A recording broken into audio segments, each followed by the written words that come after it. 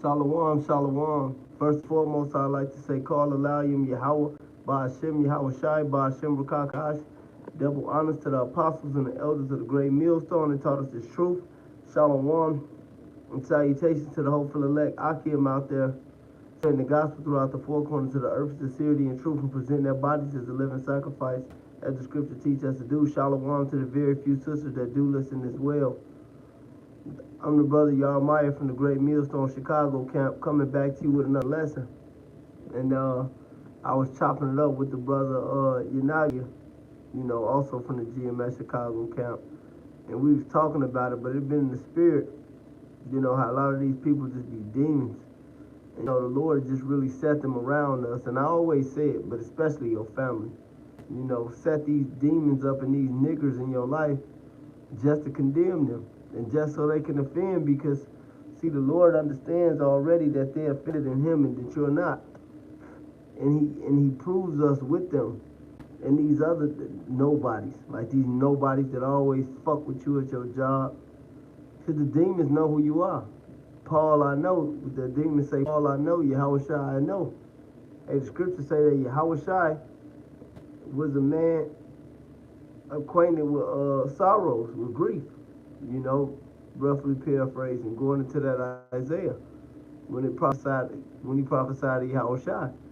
But nevertheless, these niggers are around with them demons on them to vex you, man, and to really mock themselves because they're offended at your presence.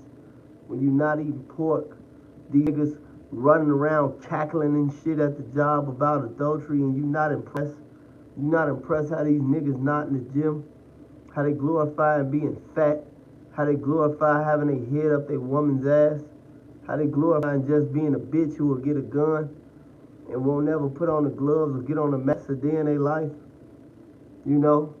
All this degeneracy and idiocracy, and this bullshit that they talk about. And they get mad. They see you don't fucking vibe with that bullshit, man, whether you physically say it or not. But the Lord set these niggas up to offend, and he gonna crush them. This is St. Matthew 18:6.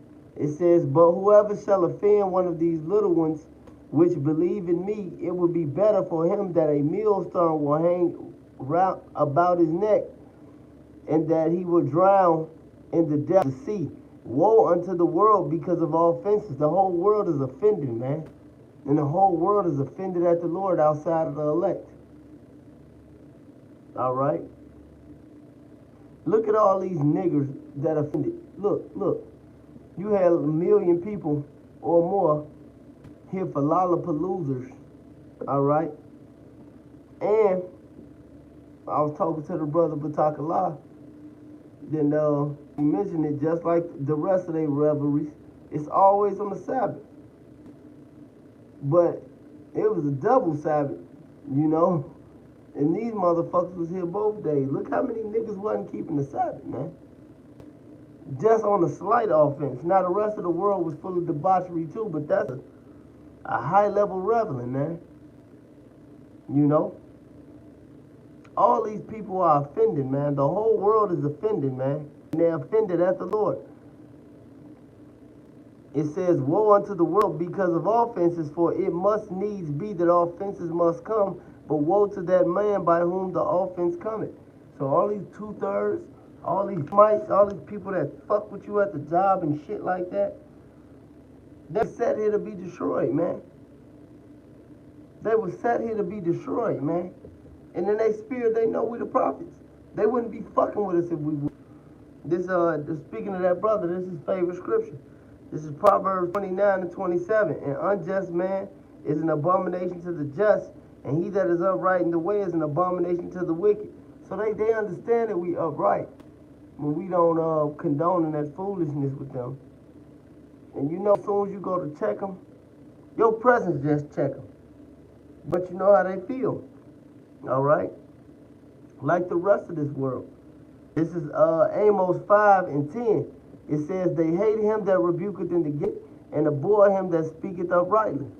Because our presence, it condemns the wickedness of this world, man. And they offended at the Lord. And when they see us, they see the Lord, man. They see everything they not doing. They see all the wickedness that they doing. Because they were set here by the Lord himself to get fucked up in this time. That's why we would have to be prophets. Because the most wickedest niggas on the world are alive today, and the most righteous are alive today. To be able to combat that in this time and to defend the gospel. All right? And to break these strongholds and really have a mental to not fuck with this world. But that's all of reincarnation, all of predestination. But the offenders were set back. That's why he said, what, a man's foe should be dead of his own household. You know? That's why the Lord put him back, put all these wicked ass niggas back in this time to fuck with the prophets so he destroy you. You better believe that. He told you that in the scriptures. He said, vengeance is mine, said Yahweh. Vengeance is the Lord. The Lord coming back to get his vengeance. He said he gonna look upon all, even them that pierced him. All you niggas that turned him over, the Roman centurion, your wicked ass niggas gotta be back today just to offend the prophets, just to offend the Lord, just to offend the men, and just to get this judgment, man. You ain't gonna get away from it. Yahweh Ratazah, we endure to the end so we can laugh at these fucking niggas' calamity, man. Straight up. I'm sick of them. And I know the Lord just got niggas around to fuck you up. But the elect always gonna have the last laugh. This is Revelations 22 and 10. And he said unto me, seal not the sayings of the prophecy of this book, for the time is at hand. He that is unjust, let him be unjust still. He which is filthy, let him be filthy still. And he that is righteous, let him be righteous still. And he that is holy, let him be holy still. You see that? So these people were sent back just to be filthy and to get their judgment. Behold, I come quickly, and my reward is with me, to give every man according to his work shall be. So everybody gonna get a reward according to his work. And that's why we working for that crown of righteousness. That's why we going through it to get to it on this side. And these niggas gotta get rewarded for their evil work.